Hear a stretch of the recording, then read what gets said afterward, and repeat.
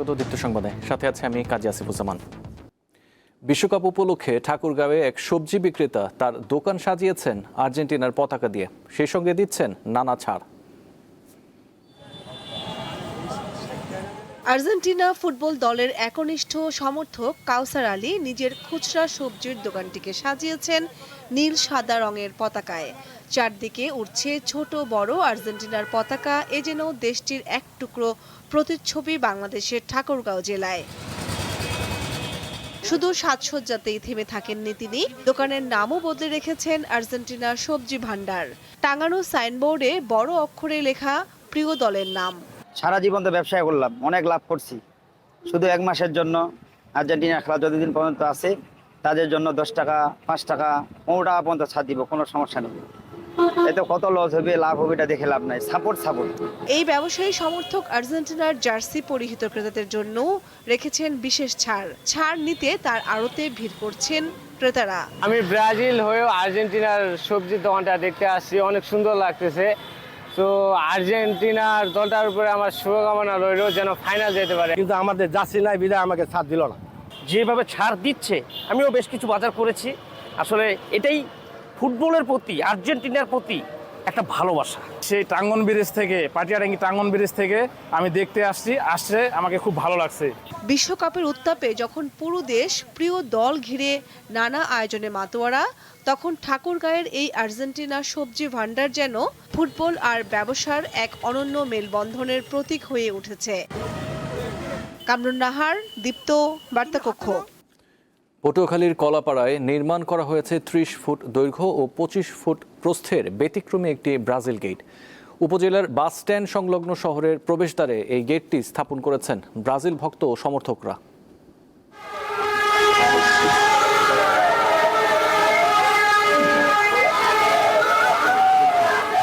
Football বিশ্বকাপ ঘিরে বাঁধ ভাঙা উল্লাসে মেতেছে পুরো দেশ। এর ব্যতিক্রম নয় পটুয়াখালীও। প্রিয় দল সমর্থন জানিয়ে ব্যানার, ফেস্টুন, তোরণ ও পতাকা সাটিয়েছেন অনেকে। তবে পটুয়াখালীর কলাপাড়া উপজেলায় নির্মাণ করা হয়েছে ব্যতিক্রমী ব্রাজিল গেট। 30 ফুট দৈর্ঘ্য ও 25 ফুট প্রস্থের এই গেটটি নির্মাণ করেছেন ব্রাজিল ভক্ত ও সমর্থকরা। শহরের প্রবেশদ্বারে এই গেটটি তারা নির্মাণ করেছেন। তাদের কি লক্ষ্য উদ্দেশ্য, চলুন শুনে আসি ব্রাজিল ভক্ত ও সমর্থকদের কাছে। খেলাধুলাকে ভালোবাসি, খেলাধুলা থাকলে মাদক থেকে দূরে থাকা যায়। ব্রাজিলের নেইমারের খেলা ভালো লাগে, আমার বাবাও ব্রাজিল করে, আমিও ব্রাজিল করি। সবার উদ্যোগে গেটটা হয়েছে, আলহামদুলিল্লাহ আমরা অনেক খুশি। ব্রাজিল ভক্ত, বিশেষ করে চৌরাস্তার ব্রাজিল ভক্ত আমরা সবাই মিলে কিন্তু এই আয়োজনটি করতে সক্ষম হয়েছে এবং কলাপাড়া উপজেলায় এর চাইতে বড় আয়োজন আর আমি মনে করি কোথাও হয়নি। বিশ্বকাপ খেলার জন্য এই গেটটি করা হয়েছে, খেলা যতদিন থাকবে এই গেটটি থাকবে। ব্রাজিলের সমর্থন গোষ্ঠীর যে আশা যে আমরা হেক্সামিশন কমপ্লিট করব, এই আশা ব্যক্ত করেই আমাদের এই ভিন্নধর্মী আয়োজন করা হয়েছে।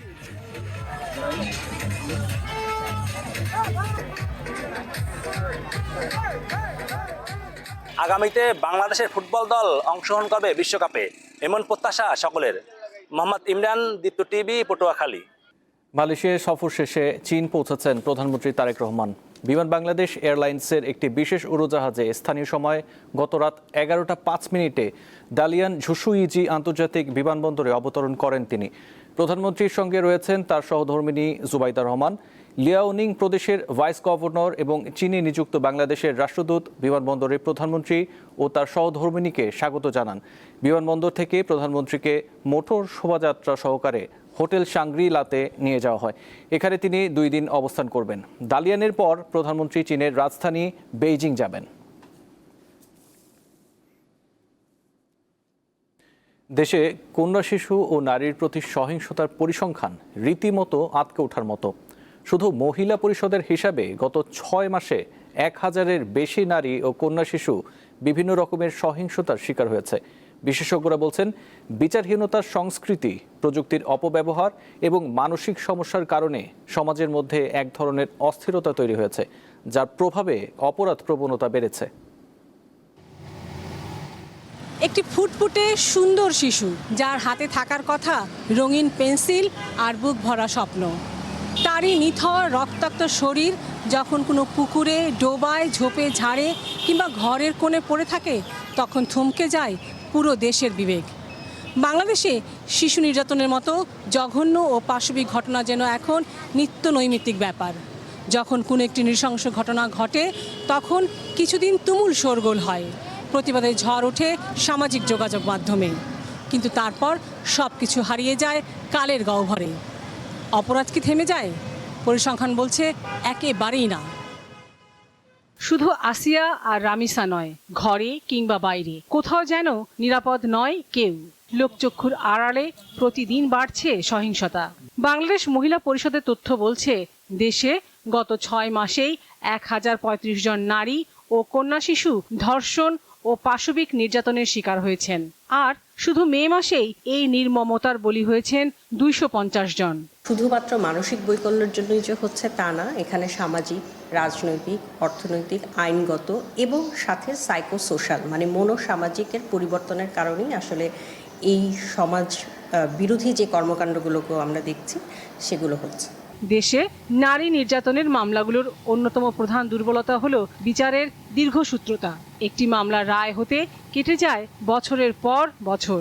লক্ষ লক্ষ মামলার ভিড়ে বাংলাদেশের সুপ্রিম কোর্টের হাইকোর্ট বিভাগে এই শিশু ধর্ষণ সংক্রান্ত বা ধর্ষণ সংক্রান্ত এগুলো মামলার আলাদা কোনো কোর্টের মাধ্যমে দ্রুত বিচার করার জন্য আগে কোনো প্রক্রিয়া ছিল না। তবে এই সরকারের আমলে এরকম একটা কার্যকর ব্যবস্থা গ্রহণ করা হয়েছে। বাংলাদেশ সুপ্রিম কোর্টের হাইকোর্ট বিভাগের স্পেশাল কোর্ট করা হয়েছে, যেটাতে এই শিশু ধর্ষণ সংক্রান্ত বা ধর্ষণ সংক্রান্ত সকল মামলাগুলো দ্রুত নিষ্পত্তি করা যায়। এই অবস্থা থেকে উত্তরণের জন্য পরিবার থেকে রাষ্ট্র সকলের সদিচ্ছা প্রয়োজন।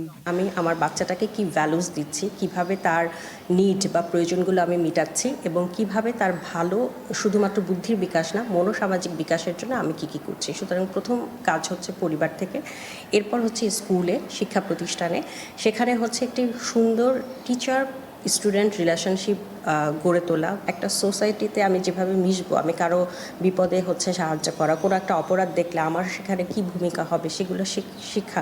প্রত্যেকের নিজ নিজ অবস্থান থেকে প্রতিবাদ করা উচিত বলে মনে করেন বিশেষজ্ঞরা। পরিসংখ্যান আর আইনি বিতর্ক ছাপিয়ে দিন শেষে প্রশ্নটা কিন্তু নৈতিকতার। যে সমাজে একটি শিশু তার পরিবার কিংবা প্রতিবেশীর কাছেও নিরাপদ নয়, সেই সমাজের উন্নয়ন কতটা অর্থবহ তা নিয়ে ভাববার সময় এসেছে। কঠোর আইনের দ্রুত বাস্তবায়ন এবং সামাজিক প্রতিরোধী পারে শিশুদের জন্য নিরাপদ ভবিষ্যৎ নিশ্চিত করতে। লাবণী গুহ, দীপ্ত সংবাদ, ঢাকা। লেখক ও ইমেরিটাস অধ্যাপক সিরাজুল ইসলাম চৌধুরীর 91তম জন্মদিন আজ। 1936 সালের এই দিনে মুন্সিগঞ্জের বারৈখালীতে জন্মগ্রহণ করেন বরেণ্য এই বুদ্ধিজীবী।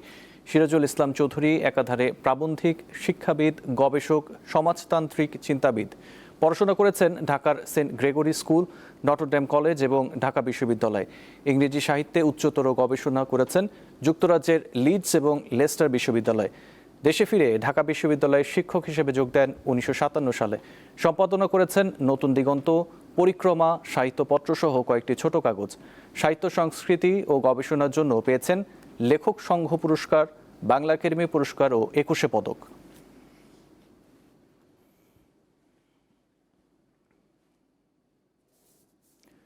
দীর্ঘ 3.5 মাস পর হরমুজ প্রণালী অতিক্রম করেছে বাংলাদেশি জাহাজ এমভি বাংলার জয়যাত্রা।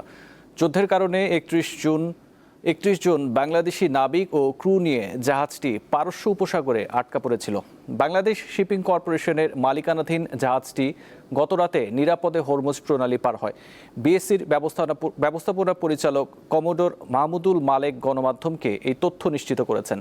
সারবোঝাই জাহাজটি এখন জ্বালানি নেয়ার জন্য সংযুক্ত আরব আমিরাতের ফুজাইরা বন্দরের দিকে অগ্রসর হচ্ছে। ইরান, ইসরায়েল, যুক্তরাষ্ট্রের ত্রিমুখী সংঘাতের কারণে 28 ফেব্রুয়ারি থেকে বাংলার জয়যাত্রা পারস্য উপসাগরে আটকে ছিল।